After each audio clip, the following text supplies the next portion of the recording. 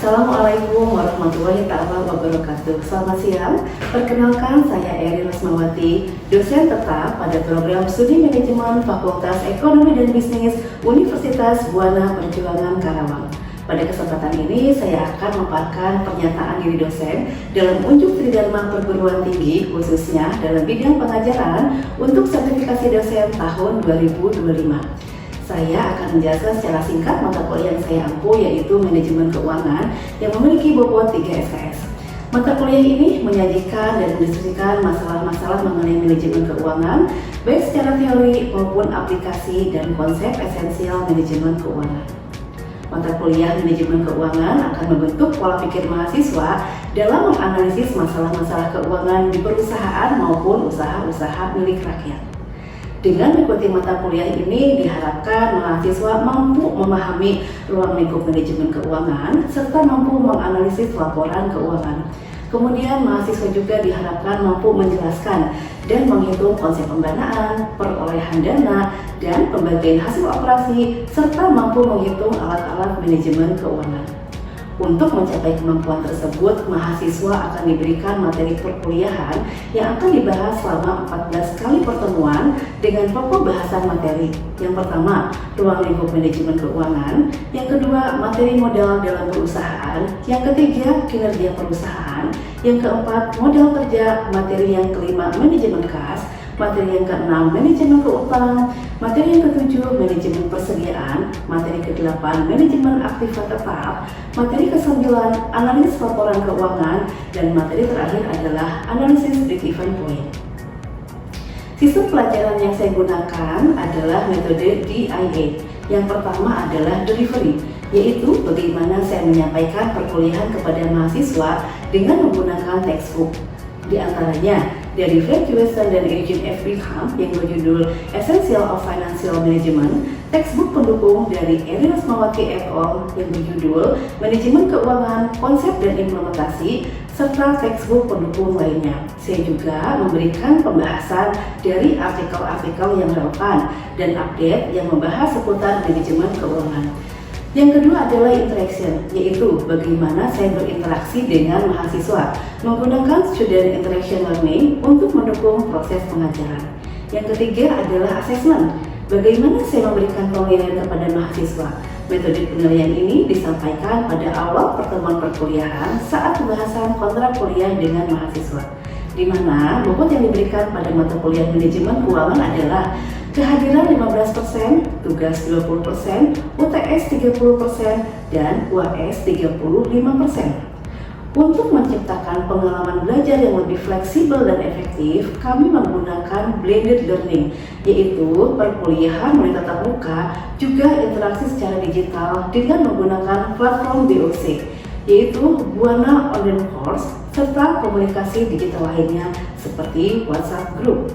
Selanjutnya, saya akan menampilkan cuplikan proses pembelajaran di kelas bersama mahasiswa, yaitu pada pembahasan materi analisis laporan keuangan. Bismillahirrahmanirrahim. Assalamualaikum warahmatullahi wabarakatuh. Waalaikumsalam warahmatullahi wabarakatuh. Apa kabar semuanya? Alhamdulillah. Mudah-mudahan teman-teman semua dalam keadaan sehat walafiat dan pastinya semangat. Alhamdulillah hari ini kita sudah pertemuan ke-14 teman-teman ya. Di pertemuan ke-14 ini materinya adalah mengenai analisis laporan keuangan.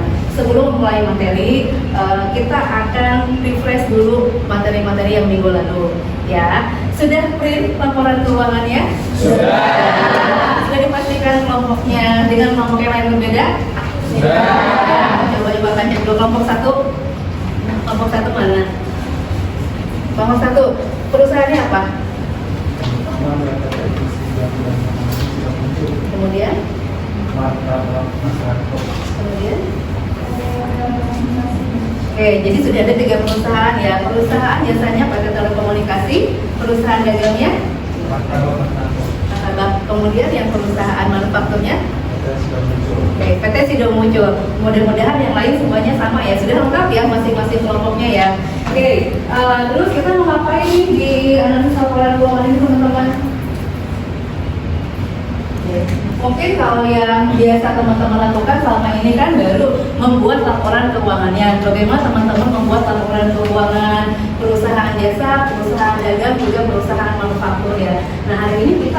membahas mengenai analisis laporan keuangannya. Nah, teman-teman diharapkan dari analisis laporan keuangan ini cara pembelajaran mata kuliahnya apa sih? Teman-teman diharapkan mampu menjelaskan dan menghitung mengenai laporan keuangan. Ini masih analisis fundamental ya. Nanti akan ada keuangan lanjutan yang lebih dalam lagi, yaitu likuiditas, leverage, aktivitas, dan juga profitabilitas. Nah, apa sih laporan keuangan? Kira-kira di benak teman-teman, kan kita sudah print ya bentuknya. Teman-teman minggu lalu masing-masing sudah membawa laporannya. Apa sih yang teman-teman lihat dari bentuk laporan keuangan itu?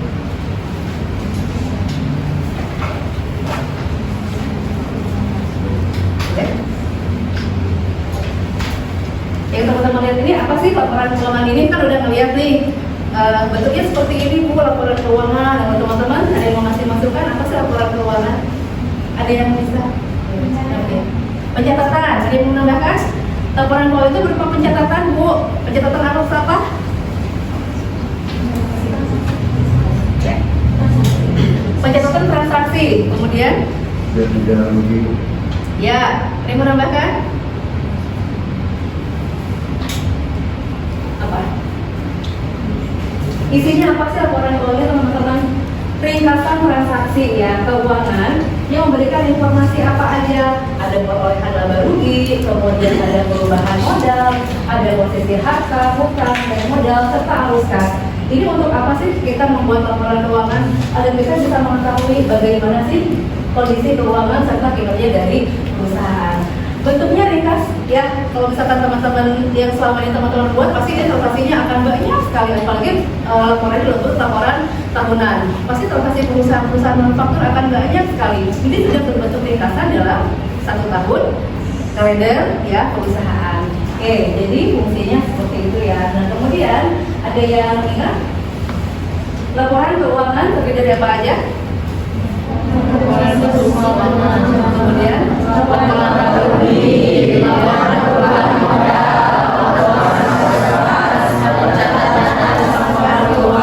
Oke, sip ya. Yang pertama ada laporan laba rugi ya. Laporan laba rugi baik perusahaan jasa, perusahaan dagang, dan perusahaan manufaktur ya teman-teman print nih, udah duduknya per kelompok.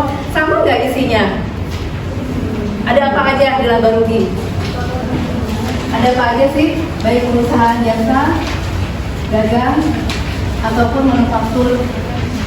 Komponen dari laba rugi apa? Oke, ada pendapatan di laporan keuangan kalian? Ada. Kemudian ada apa lagi? Oke, ada beban. Ini untuk laporan laba rugi. Yang kedua, ada laporan apa dari yang teman-teman lihat? Oke, laporan perubahan modal. Laporan perubahan modal apa sih yang diceritakan di laporan keuangan tersebut? Ada apa aja? Modal awal. Oke, ada modal awal. Kemudian laba atau rugi perusahaannya dan kita dapat modal akhir. Kemudian yang ketiga ada laporan. Oke, baca dulu ya. Itu baca. Baca isinya laporannya apa sih? Laporan baca ini harta, kemudian hutang, dan pendapatan ada di mana? Oke, pendapatan itu laporan laba rugi ya. Jadi baca ini posisi keuangan untuk mengetahui berapa sih harta perusahaan, hutang perusahaan, juga modal. Modalnya adalah modal akhir. Sehingga jumlah dari si harta harus sama dengan hutang ditambah dengan modal. Kemudian dalam laporan arus kas, apa itu laporan arus kas? Untuk apa sih arus kas ini? Ada laporan arus kasnya dari masing-masing? Ada. Apa isinya? Ada arus kas dari aktivitas apa saja? Aktivitas operasi, kemudian jadi kita biar tahu nih arus kas yang sama ini dimiliki oleh perusahaan, porsinya lebih banyak untuk operasional kah, untuk investasi kah, atau untuk pendanaan. Contohnya apa untuk operasional? Boleh dibacakan? Ada contohnya? Dipakai untuk apa sih operasional? Contohnya di laporan keuangan yang sudah kalian print. Pembayaran? Oke, kemudian apa lagi? Ya, terus Oke, untuk pembayaran pajak, pembayaran gaji dan lain-lain. Kemudian kalau harus yang investasi, kemudian bunga, terus ya dari aset tetap, kemudian kemudian terakhir ada aktivitas untuk pendanaan. Artinya apa untuk pendanaan?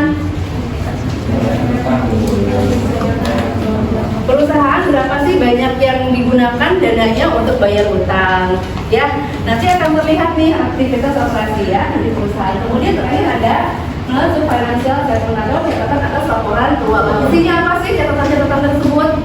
Dan teman-teman print ya, karena banyak sekali ya. Tapi semua catatan-catatan yang teman-teman nggak paham nih, ini maksudnya apa ya, artinya apa ya, isinya apa ya, teman-teman bisa lihat di catatan atas laporan keuangan ya. Itu untuk jenis laporan keuangan. Kita lanjut ya. Jadi apa nih laporan keuangannya sudah ya. Jadi anak kita analisis. Siapa yang dianalisis ini? Analisis laporan keuangan merupakan suatu proses untuk membedah laporan keuangan. Dibedah artinya apa sih? Dibedah. Dibuka apa yang dibuka? Kita bedah ya. Isinya di laporan keuangan itu apa? Oke, tujuannya apa sih untuk menganalisis laporan keuangan ini? Yang pertama, untuk mengetahui posisi keuangan perusahaan dalam satu periode tertentu. Periodenya berapa yang teman-teman print? Bulanan atau tahunan? Oke, tahunan berarti kita akan melihat dalam setahun tersebut periodenya berarti 1 tahun. Kalau teman-teman pada saat teman-teman klik di IDX itu periodenya ada berapa aja? Ada 3 bulan, ya ada. Kemudian 6 bulan ada? Ada. Yang teman-teman cetak ini ya 1 tahun. Berarti ini periodenya adalah 1 tahun. Apa aja yang kita akan lihat nih? Ada aset. Aset itu apa? Harta. Ada liabilities. Apa liabilities? Utang. Ekuitas? Modal perusahaan ya. Kita ingin tahu apa sih yang dicapai perusahaan selama periode tersebut ya. Kemudian dengan adanya analisis laporan keuangan, teman-teman bisa tahu apa sih kelemahan saya ya. Apa kelemahan yang menjadi kekurangan perusahaan? Apa kekuatan yang menjadi keunggulan perusahaan? Tanpa adanya laporan keuangan, teman-teman nggak akan bisa melakukan analisis tersebut. Kelemahan-kelemahannya, misalkan teman-teman IPK-nya 3,9 ya, aduh ini harusnya saya 4, kalau udah 4 saya sempurna, apa sih yang saya nilai yang kurang? Wah masih ada yang B, ternyata saya kurang di nilai ini. Apa yang teman-teman lakukan? Nah, tetapi teman-teman tahu, atau teman-teman punya angka, bisa nggak teman-teman tahu, wah ternyata IPK saya naik atau IPK saya turun? Enggak ya. Dengan adanya laporan keuangan, kita bisa menilai dan membandingkan dengan perusahaan sejenis ataupun perusahaan yang sama. Ya, membanding ini maksudnya apa? Membanding. Dibandingkan dengan apa laporan keuangannya? Bisa dengan periode. Yang di perusahaan teman-teman print ini, pembandingnya dengan apa? Tahunnya tahun berapa saja? 2008. Oke. Kenapa perusahaan selalu ada pembanding 2023 gitu ya dengan 2024 ya?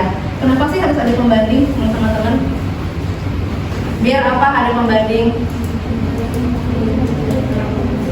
Biar tahu apa jatuh apa? Ada peningkatan. Iya, kenaikan atau penurunan ya. Kalau nggak ada pembanding, IPK semester 2 3,9, IPK semester 1-nya atau IPK semester 2 nya teman-teman 3,7.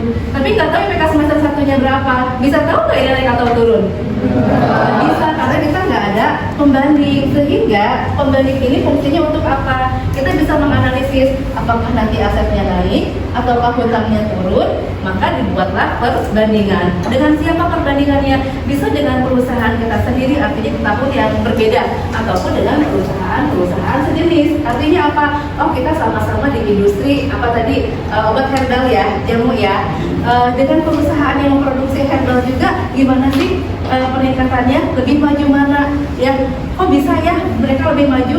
Kita nilainya kenapa turun sekali? Teman-teman bisa melakukan analisis dari mana? Dari laporan keuangan. Ya, sampai sini pertanyaan?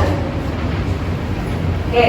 Untuk siapa saja laporan keuangan ini? Ada untuk pihak internal dan eksternal perusahaan. Internal perusahaan siapa? HRD. Internal perusahaan? Manajemen. Ya. Untuk apa? Kita akan mengetahui bagaimana sih kinerja perusahaan, bagaimana pengembangan karir. Ini pemegang saham, kreditur, pemerintah, karyawan, pihak apa? Internal atau eksternal perusahaan? Eksternal perusahaan. Kenapa eksternal perusahaan harus laporan keuangan? Contoh kreditur. Siapa sih kreditur ini? Contohnya? Pihak ketiga, misalkan perbankan. Perbankan wajib tahu nggak pada saat ada customer melakukan apply menarik kerja keuangannya? Wajib tahu. Biar apa? Kita biar tahu bagaimana sih kemampuan perusahaan melunasi utang-utangnya. Sama aja kayak teman-teman ada yang pinjam duit, pinjam uang dong. Langsung dikasih atau lihat-lihat dulu? Apa yang dilihat? Bisa balasnya. Karena bisa bayar apa enggak, sama aja halnya dengan itu contoh ini ya, contoh yang simpel, sama aja dengan pihak eksternal perusahaan, contohnya kreditur. Perbankan wajib tahu mana laporan keuangannya, biar apa? Biar perbankan bisa menilai layak nggak sih dia bayar per bulan, layak nggak bisa bayar bunganya, sehingga bisa mengakses oke disetujui kreditnya ataupun tidak disetujui, gitu teman-teman ya. Next. Nah ini rasio keuangan yang akan kita pelajari hari ini ada rasio likuiditas, rasio leverage, rasio aktivitas, dan rasio probabilitas. Apa itu rasio keuangan? Ya, rasio keuangan. Alat analisis keuangan perusahaan untuk menilai kinerja suatu perusahaan berdasarkan perbandingan data keuangan yang terdapat pada apa? Pada was-was laporan keuangan. Ya, untuk apa sih? Mengevaluasi kondisi dan kinerja perusahaan. Kondisinya apa? Dari rasio keuangan. Sama kayak teman-teman ya, kita kok kelihatannya sehat-sehat aja. Dari mana sih indikator sehat itu? Ada rasionya nggak? Badan kita sehat, ada ukurannya nggak? Ada. Misalkan apa ukurannya?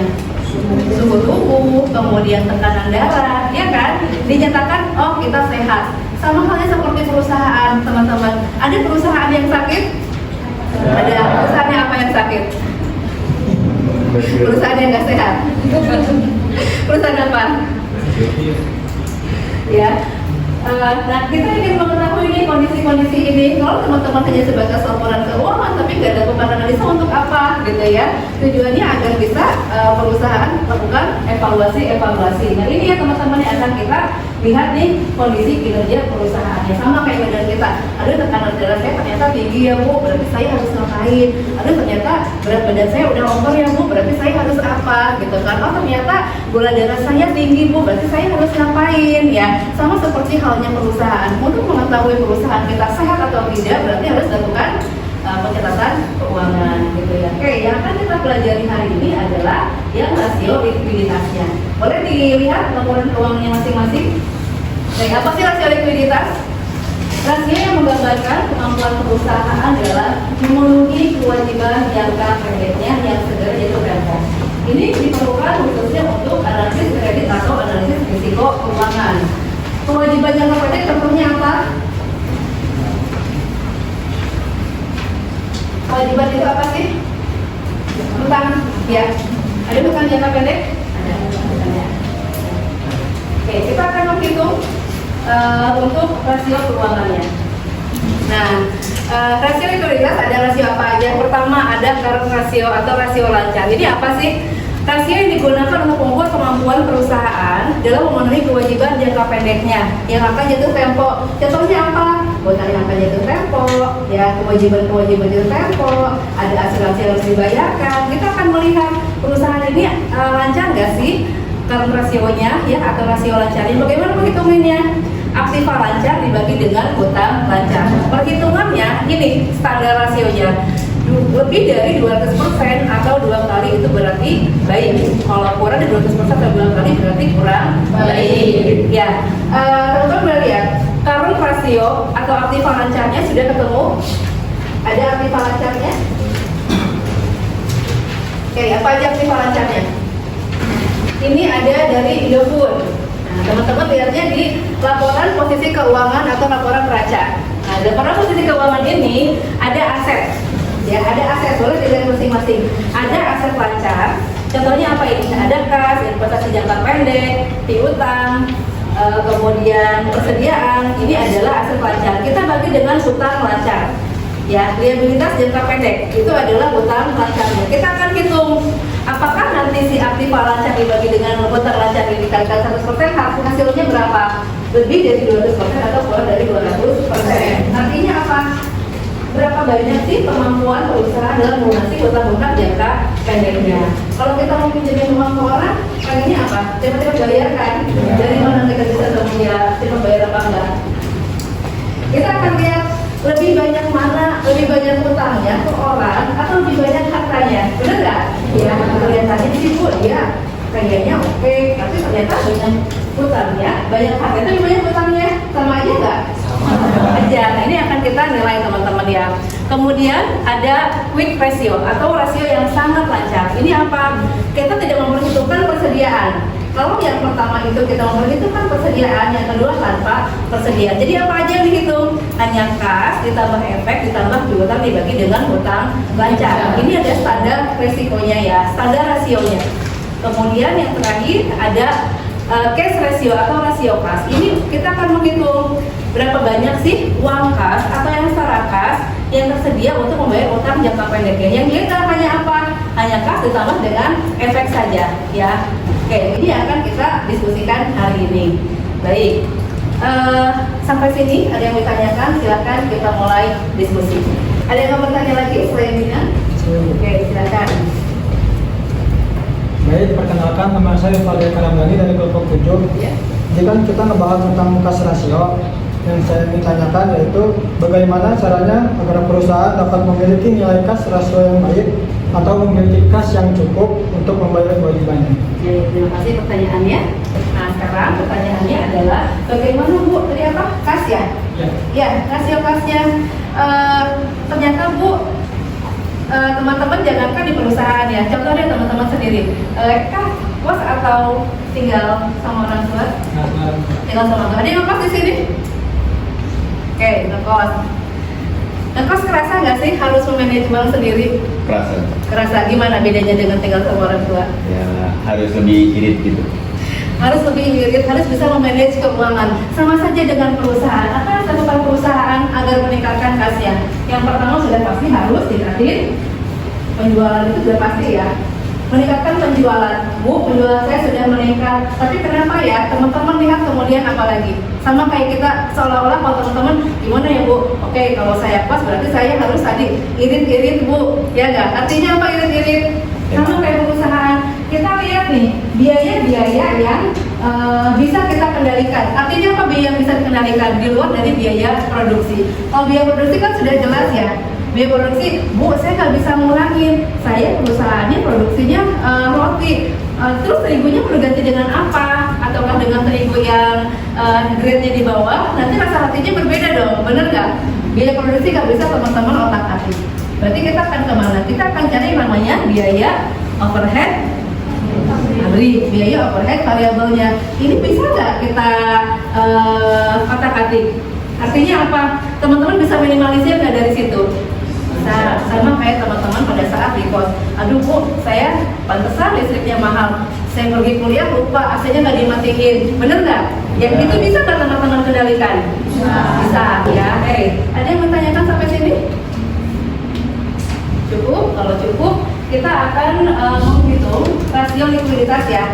Duduknya sudah per kelompok. Oke, silakan diskusi kelompoknya. Teman-teman hitung berapa sih rasio likuiditasnya? Ya, kita pakai yang ini aja ya. Current rasio aktiva lancar dibagi dengan hutang lancar. Ya, nanti dipresentasikan.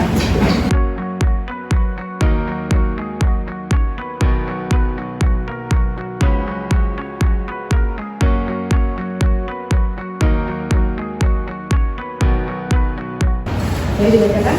Jadi saya akan presentasikan dari hasil perhitungan dari perusahaan PT Mega Perintis Tbk atau perusahaan dagang. Ya, perusahaan Sahara current ratio, yaitu aktiva lancar dibagi dengan hutang lancar. Aktiva lancar berisi dengan kas bank, piutang usaha, kemudian piutang lain-lain, persediaan bersih, uang muka, pajak dibayar di muka, dengan biaya dibayar di muka, sehingga jumlah sehingga jumlah aktiva lancar itu sebesar 356.539.475.347 rupiah. Dibagi dengan utang lancar, yaitu utang bank jangka pendek, kemudian utang usaha, utang lain-lain pihak ketiga, utang pajak, biaya masih harus dibayar, kemudian liabilitas sewa yang direalisasi, dan terakhir utang jangka panjang yang jatuh dengan jumlah liabilitas sebesar 139.419.119.120 rupiah. Dengan hasil pembagiannya itu sebesar 2,55 dibagi dengan 100% sebesar 255%. Jadi dari hasil perhitungan kurang nasionalnya sebesar 255% berarti lebih besar, berarti artinya baik. Oke, tadi berapa aset lancarnya? Hasil lancarnya 356 miliar. Oke, 356 miliar ini adalah aktiva lancar atau hartanya lancar ya. Ini untuk yang liabilitas lancar atau hutang jangka pendek. Hasilnya adalah 250%. Berarti teman-teman sudah bisa menentukan perusahaan ini masuk kategori apa. Apakah dia mampu melunasi hutang jangka pendeknya atau tidak? Ternyata bisa, karena jumlah hartanya dia jauh lebih besar daripada jumlah hutangnya. Semoga investasi di bulan seperti ini mau. Seperti ini keren nggak? Keren. Manajer keuangan ya, amin. Manajer keuangan itu teman-teman bahkan pemilik JKT. Oke, mudah-mudahan pertemuan hari ini berkah manfaat untuk ibu pribadi juga untuk teman-teman semua. Mudah-mudahan hari ini kita pelajari masih di perusahaan yang teman-teman download. Tapi kita akan cek perusahaan teman-teman masing-masing ya. Amin. Teman-teman memposisikan gimana nih Bu kalau saya sebagai seorang manajer keuangan, saya pemilik perusahaan, saya pengen tahu perusahaan ini nanti saya tahu enggak ya. Teman-teman bisa membuat analisis laporan keuangannya. Terima kasih banyak untuk semuanya. Kita ketemu lagi di minggu depan. Assalamualaikum warahmatullahi wabarakatuh. Waalaikumsalam.